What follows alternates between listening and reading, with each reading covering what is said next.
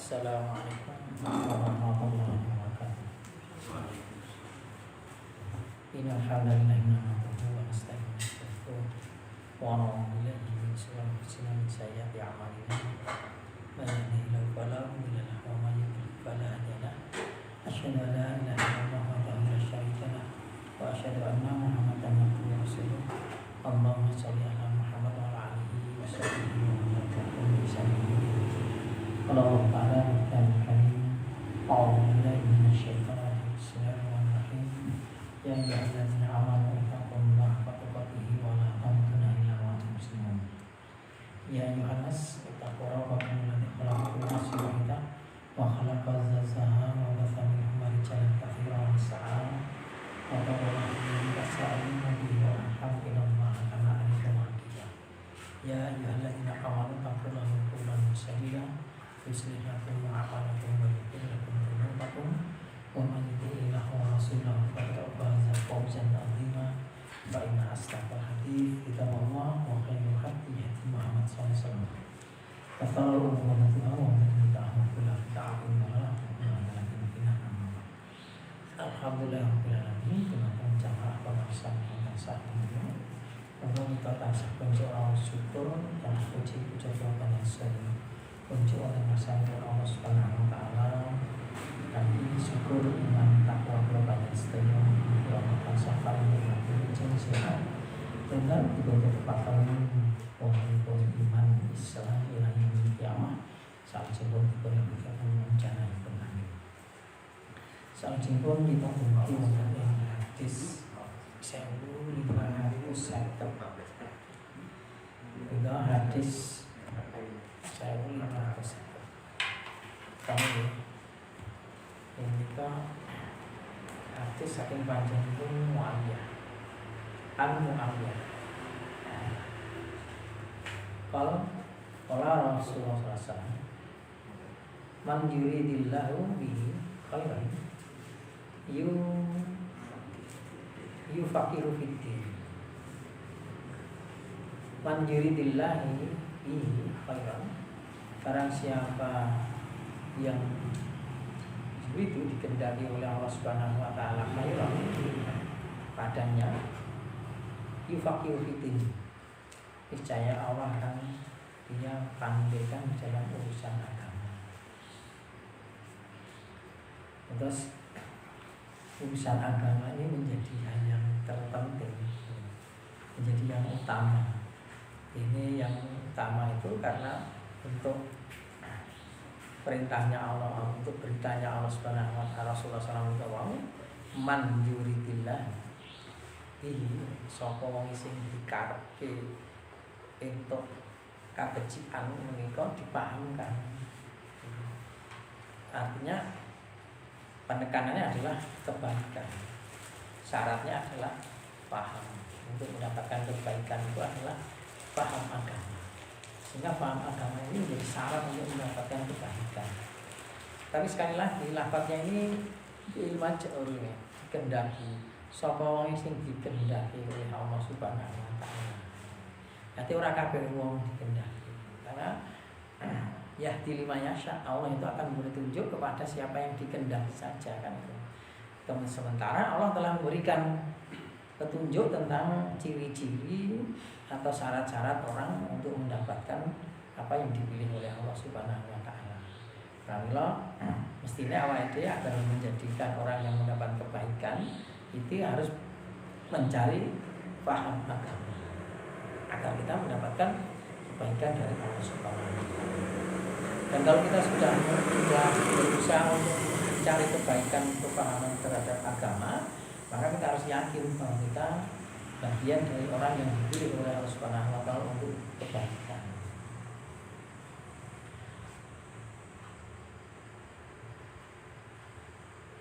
Mungkin kita akan bertanya, faham itu sampai di mana batasannya? Hadis ini diriwayatkan oleh Muttafaqun alaih. Hadis ini merupakan dalil yang akan agungnya fikih tentang faham di dalam urusan agama. Fakih yang mana ia mencakup tentang keimanan, syariat, hakikat, ihsan, dan ilmu tentang halal dan haram. Maka demikian agama ini mencakup seluruh aspek terpenting di dalam kehidupan, karena malaikat Jibril tatkala ditanya tentang persoalan-persoalan agama itu, Rasulullah sallallahu alaihi wasallam bersabda kepada sahabatnya, nah ini yang menjadikan prinsip di dalam awal bermuhammadiyah.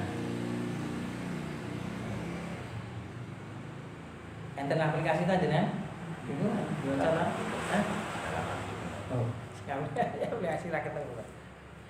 Nah, sing aplikasi 570.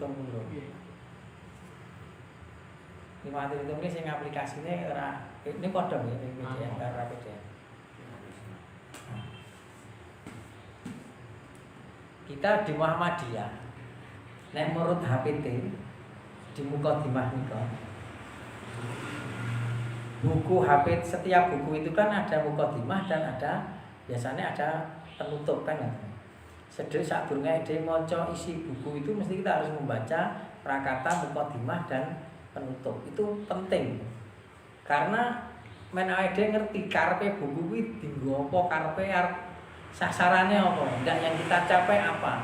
Terus sekelumit tentang isi hakikatnya, fokus buku itu apa kan itu. Nah, di HPT itu ada mukadimahnya yang berkaitan dengan hadis malaikat Jibril.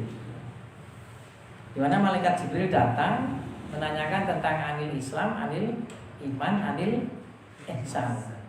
Ya, terus kemudian terakhir Rasulullah bertanya kepada Umar bin Khattab, "Kamu tahu siapa yang datang itu?" Maka Umar bin Khattab mengatakan, yang ditanya tidak lebih tahu daripada yang menanyakan. Itu malaikat Jibril. Nah, Rasulullah, itu malaikat Jibril yang datang tadi. Nah, ini hadis di situ. Hatta Jibril atakum yakmalukum dinakum. Datang kepada kamu, yu'allimukum, yang akan mengajarkan kepada kamu dinakum, agama kepada kamu. Jadi sasarannya HPT, dan HPT ini menjadi pedoman Muhammadiyah. Muhammadiyah itu organisasi yang dipimpin pimpinan pusat, tapi arahnya itu pemikiran itu, baik arah dasar dan sebagainya, itu pemikirannya ada di Majelis Tarjih. Sasarannya Muhammadiyah, sasarannya ID bermuhammadiyah itu nopo?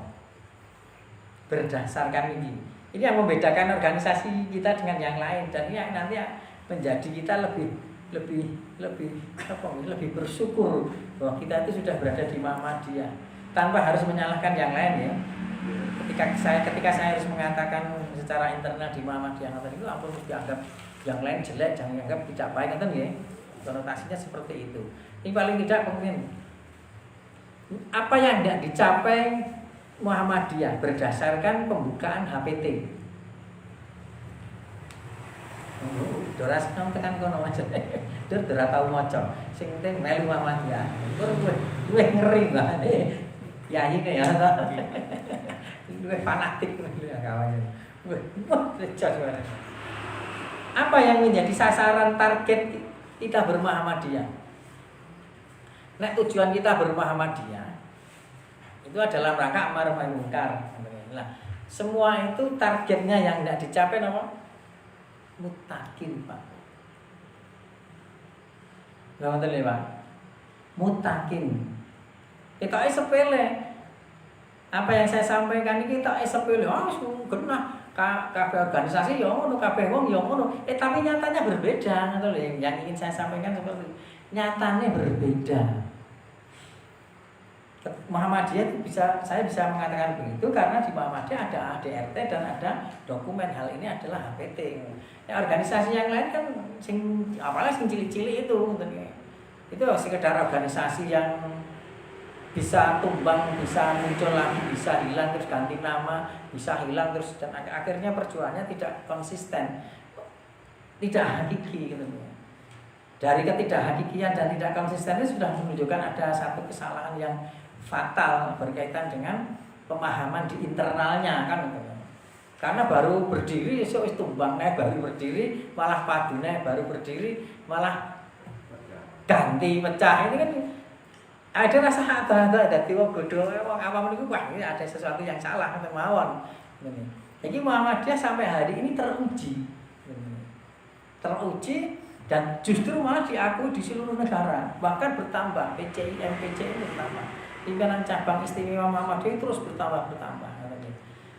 Kita sepele awake dhewe kuwi mau di Muhammadiyah berdasarkan HPT. Di HPT itu sebelum di alinea yang terakhir itu HPT menjelaskan tentang hadis berkaitan dengan anil Islam, anil iman, anil ihsan. Terus kari-kanan ditutup pada aplikasi jenengan gawe niku. Ini yang jadi pegangan di Muhammadiyah. Hadza Jibril, kuwi mau Jibril. Atakum yu'alimukum dinakum. Malaikat Jibril datang hendak mengajarkan agama. Agama niku ini, Pak.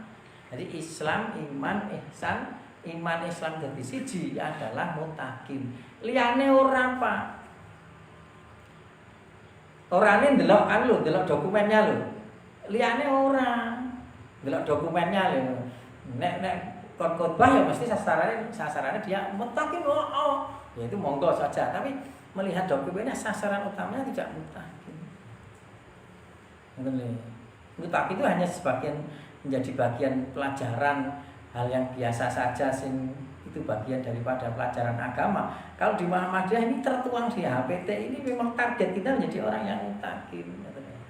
Salah satu di antara mutakin itu cirinya di HPT, yang bisa buka suara Muhammadiyah sing baru ya, tapi sing online nih, bukan sing offline.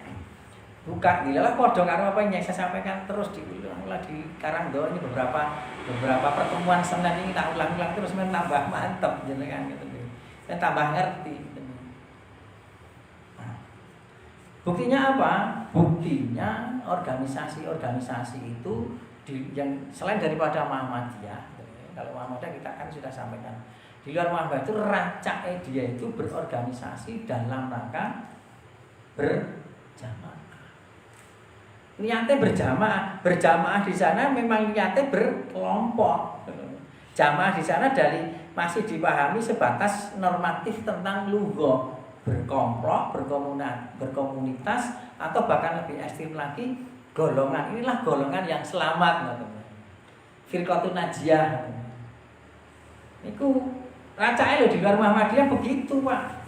Mungkin jenengan dulu dia begitu juga ngeten golek wah kelompok sing masuk surga seluruhnya masuk neraka, sing satu masuk surga mana ya ini coba-coba NU. Wah kok ketoke ora pindah nang Salami, kok ketoke ora pindah nang Ikhwanul Muslimin, pindah akhirnya nanti ngantek umat serasa dakwah ini tambah kacau lah itu.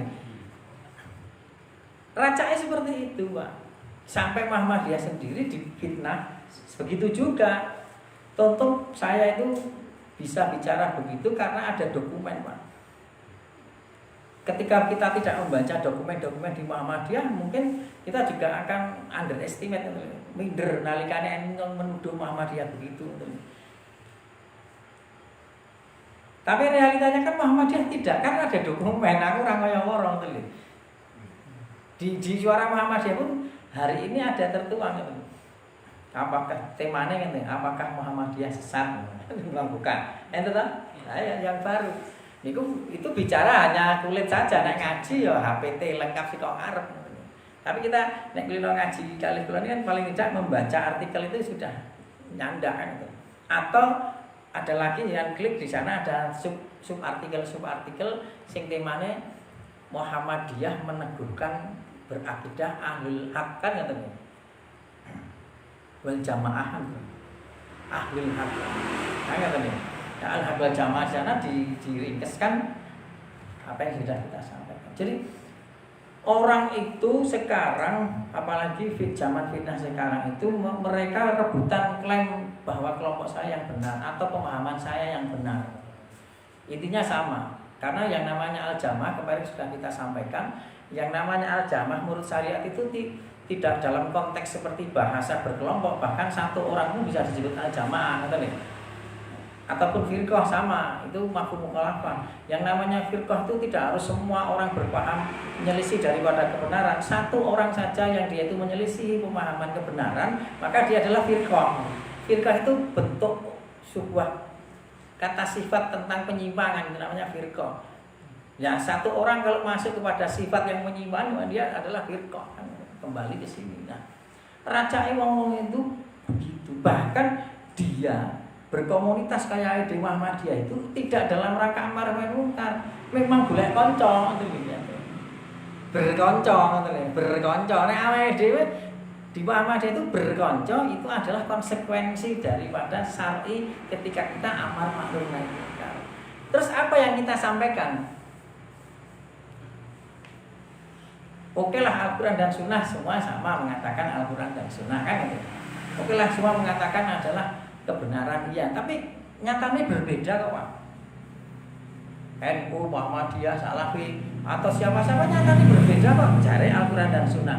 Artinya di situ ada titik benang merah tentang perbedaannya. Di sana nyatanya beda kok. Ada benang merah.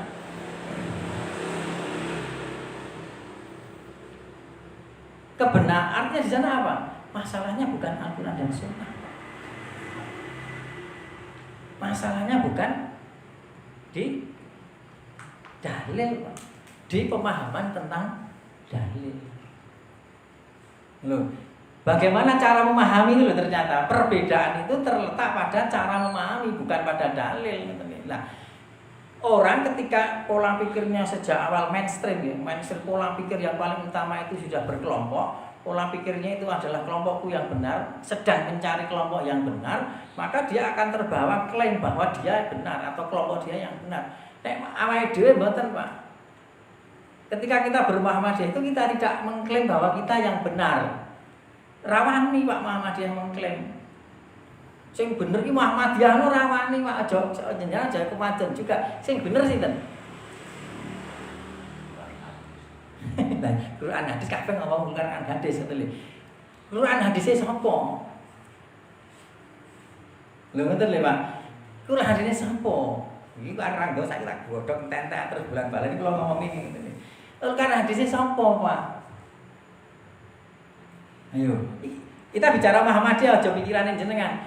Apa yang tertuang di dokumen Muhammadiyah ngoten lho. Quran hadise sapa? Nek yang maca artikel Suara Muhammadiyah yang sekarang dan itu menjadi munas tarjih neng Klaten wingi, itu kan menjadi pembahasan utama tentang peletakan dasar akidah di Muhammadiyah ditetapkan di sana. Munas pila apa orang munas apa anu nggih? Muswil ya.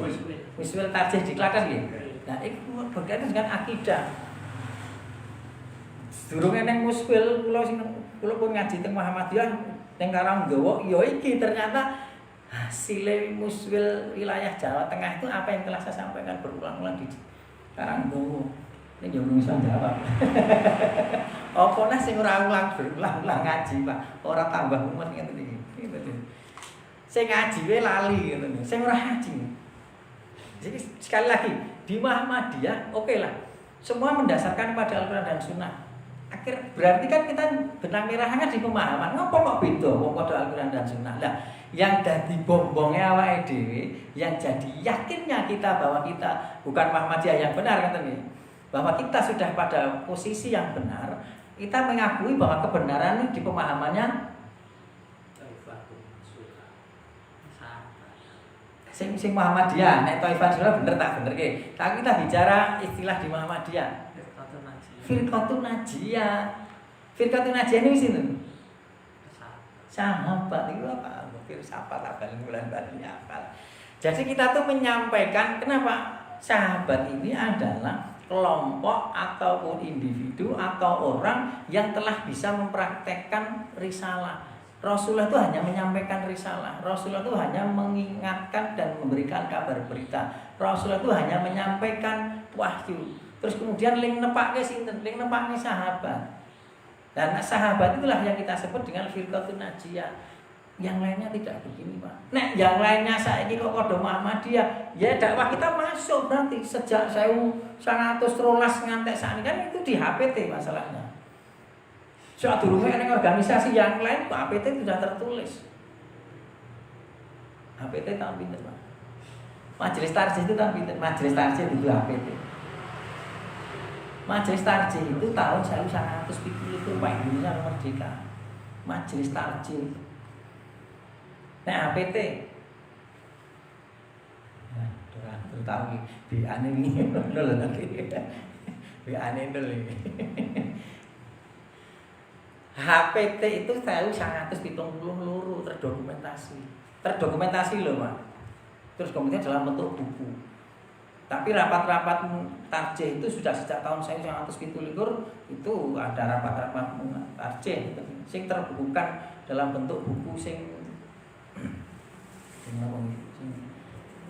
legitimate lah. Legitimate itu tahun 1970 di Wiro Desa. Nah, itu meneguhkan di pembukaan itu dan kemarin di musyawarah tarjih di wilayah yang ada di Klaten itu meneguhkan apa yang kita sampaikan.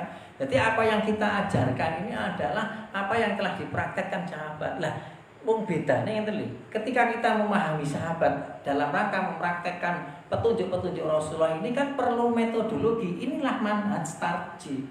Jadi manhaj tarjih itu adalah salah satu metodologi atau sistem atau cara untuk memahami perilaku sahabat dalam prakteknya Rasulullah SAW. Dan setelah kita melalui manhaj tarjih ini kita bisa memahami sahabat, ini yang kita sampaikan ke umat. Termasuk hari ini apa yang saya katakan ini tadi. Loh, apa yang tak sampaikan ini tadi inilah.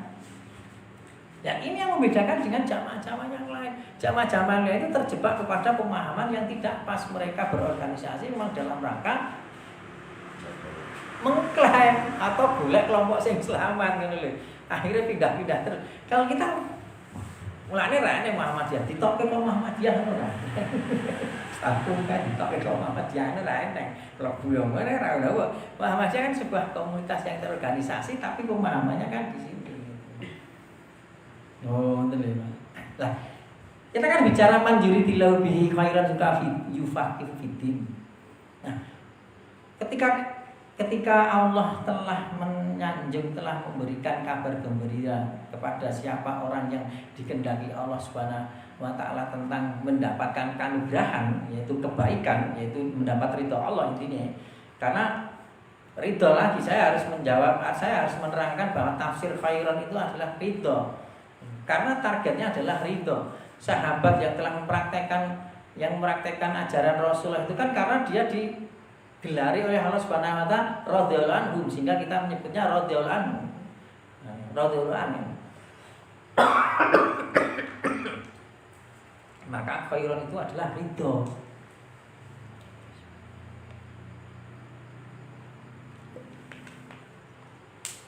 Oh, Pak. Khairan itu ridho. Jarang siapa yang diridhoi Allah Subhanahu wa taala sehingga nanti dijamin masuk surga, maka yufaqih fiddin. Pakai terhadap agama. Pakai terhadap agama ini bukan pinter. Makanya di situ fakih itu secara bahasa memang pinter, tapi adalah pemahaman yang lurus, Pak. Pinternya pemahamannya orang kaya Muhammadiyah ini mau tidak mengantarkan kepada pemahaman al-fiqhun najiyah minas salam. Terus ngopo? Contoh Pak, saya kita tekon. Jangan buka sini dengan Riyadhus Shalihin. Riyadhus Shalihin bab umur memanfaatkan umur. Di sana ada hadis yang terakhir, Umar bin Khattab mengelompokkan hadis yang kedua bahasanya orang terakhir. Mengelompokkan kepada Ibnu Abbas kepada golongan tua.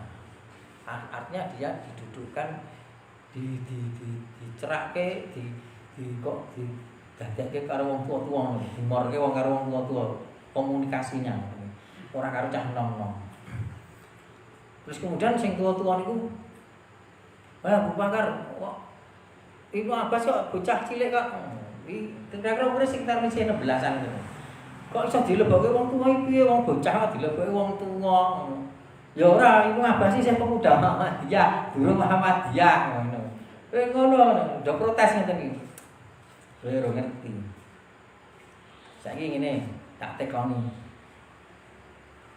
Idza jaa nasrullahi wal fath wa ra'aita an-nasa yadkhuluna fi dinillahi afwaja fasabbih bihamdi rabbika wastaghfir innahu kana tawwaba. Apa maksudnya? Napa ayo? Idza ja nasrullah wal fath. Artinya apa yang sedang sekarang jadi? Apa yang sudah jenengan pahami tentang idza ja nasrullah wal fath? Wa ra'aitana sayadkhuluna fi dinil afwaja. Nalikane orang berbondong-bondong masuk ke dalam agama, fasabbih bihamdi rabbika wastaghfir. Kabeh jawabe kaya awake dhewe mau. Kanca-kanca niku. Kuwi ngene tak bahasake awake dhewe, tak bahasake ning desa Indonesia. Ngene mar. Kuwi artine nek eneng kemenangan awake dhewe kon ngucapke tasbih. Fasabbih bihamdi rabbika awake dhewe kon tasbih karo istighfar. Ngono ta niku Quran tembunge ukarane. Apa ya ngono? Nggih, ngono. Kanca-kanca ngono coba saiki tekono Ibnu Abbas. Nggih, ngeten. Cah cilik to, nggih ngeten. Umar, anu Bapak Umar. Niku janjane tentang ajal. Loh, adoh to, Pak? Niku kalau tanda-tanda ajal, idza jaa nasrullah niku maksudnya tentang tanda-tanda ajal. Ajal itu kematian. Maka fasabbih bihamdi rabbika wastaghfir. Maka bertasbihlah pada Allah dan mintalah ampun. Secara normatif itu adalah tanda-tanda kematian. Nek wis do teko nek sudah datang kepada kalian itu tanda-tanda kematian, maka do oke-okeono zikir dalam hari ini tasbih dan istighfar dan oke-oke ibadah. Apa tanda-tanda kematian? Tanda kematian dalam konteks hadis itu adalah salah satu diantaranya umur. Umur nek wis lanjut usia. Berapa umur lanjut usia? Pinten Mas?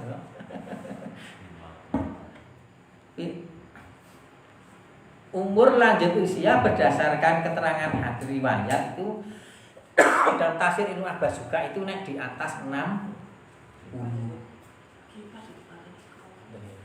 Tapi ada tanda-tanda umur yang lain tidak selain tanda-tanda lanjut usia selain daripada umur kan ada uang, gigi yang tanggal, keriput banyak. Artinya awake dhewe kon nggawe zikir, kon nggawe istighfar, kon nggawe ibadah luwih-luwih nek awake dhewe wis lanjut usia. Oh, ada to, Pak. Terus Ibnu Abbas kan nerangke ngono. Bener.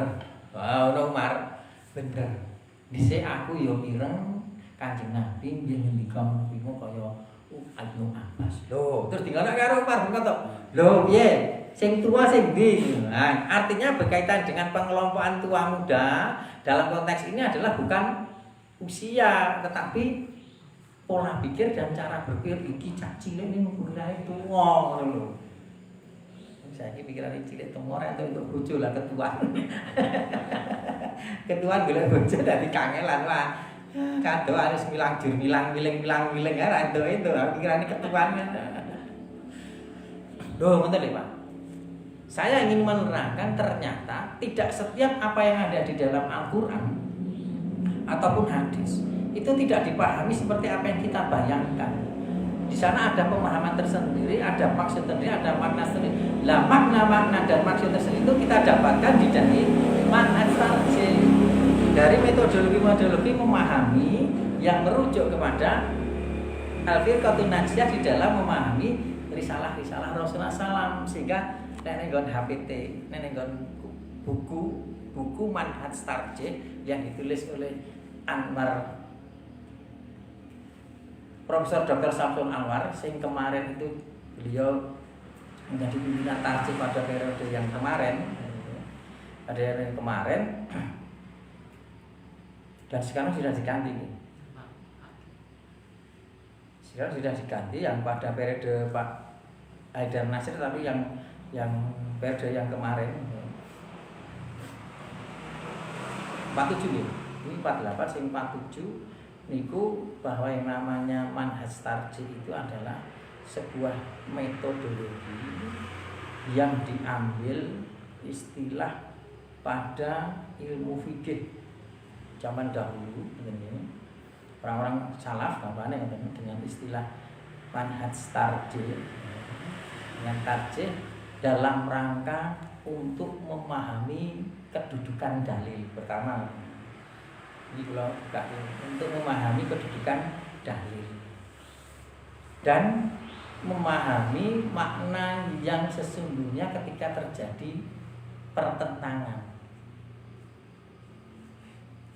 Namun tidak hanya terbatas, perkembangannya tidak terbatas hanya pada bertentangan atau evaluasi terhadap pendapat qaul fikih untuk menentukan mana yang lebih kuat. Qaulnya siapa? Qaulnya al-firqatun najiyah minas salaf. Orang salafus saleh. Jadi sahabat, tabi'in. Nenggon artikel Suara Muhammadiyah ya seperti apa yang saya sampaikan ini. Sampai keempat generasi. Qaul itu. Lah qaul itulah yang dipahami di Muhammadiyah.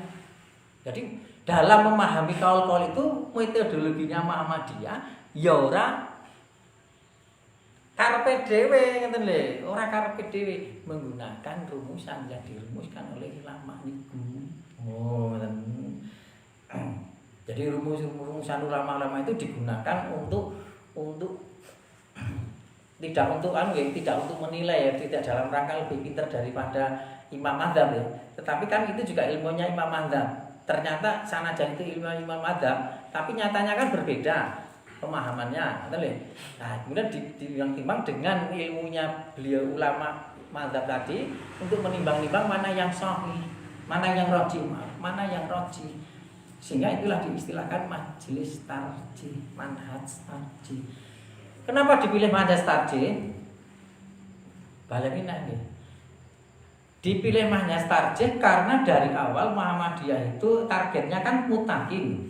Ketika Muhammadiyah itu targetnya mutakin, sementara ilmu agama itu sangat luas, apalagi ilmu fikih, maka Muhammadiyah memilih dengan istilah tarjih. Adalah apa? Memilih mana yang lebih rajih. Artinya memilih yang rajih itu bukan berarti ketika yang dipilih oleh Muhammadiyah itu rajih, yang lain salah. Orang langsung otomatis salah. Walaupun kita tetap istiqomah dengan pemahaman kita beramal dengan keyakinan kita tidak mau beramal dengan keyakinan yang menurut pemahaman tarjih tidak benar, tapi tidak mensalahkan. Contoh tahlilan itu di Muhammadiyah dianggap salah, itu dianggap sesuatu yang tidak ada tuntunannya. Bahkan ada yang ekstrim itu dikatakan bid'ah, bukan tidak ada tuntunannya lagi, tapi itu bid'ah. Tapi Muhammadiyah ada yang dulu ada saat ini. Ada yang berseteru tentang masalah tahlilan, tidak ada. Prakteknya pun juga tidak ada. Wong saiki lho.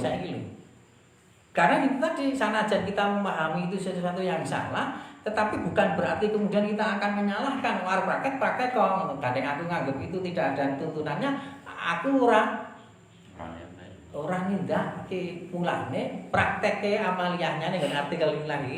Prakteke napa? Nek diundang siji, ya jenengan mampu, maka katakanlah beda akidah. Utawa beda pemahamane nek kanggo kuwi ora ana dalile aku ora mangkat sorry ya. Ngono iki. Loro. Nomor 3 iso wae jenengan ngomong mangkat. Ngono, nomor 3 ki mau jenengan mangkat ning ora melu-melu acarane gur mangkat.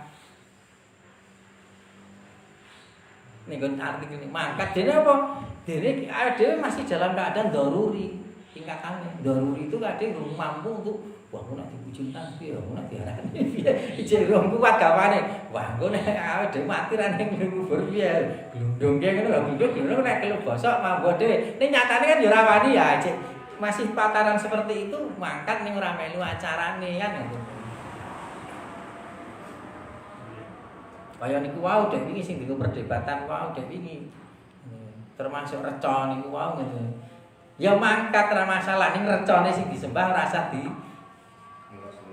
dilap. Rasa melu-melu ngelapi urusane sing nyembah ana ngoten. Ae dhewe kerja bakti bareng ayo kerja bakti ra masalah ngoten. Resi gereja ya ora masalah ngoten. urusan dengan peribadatan sing wujude ritual rasa melu-melu. Nah, menjawab Pak ini. Matur nuwun punatan nggih. Umah ya begitu, Pak. Sesuk bareng kan masalah. Temane kan fakih fiddin iki wau. Ngaten nuwun enten bintang matur kula yakin rasa. Assalamualaikum warahmatullahi wabarakatuh. Wah.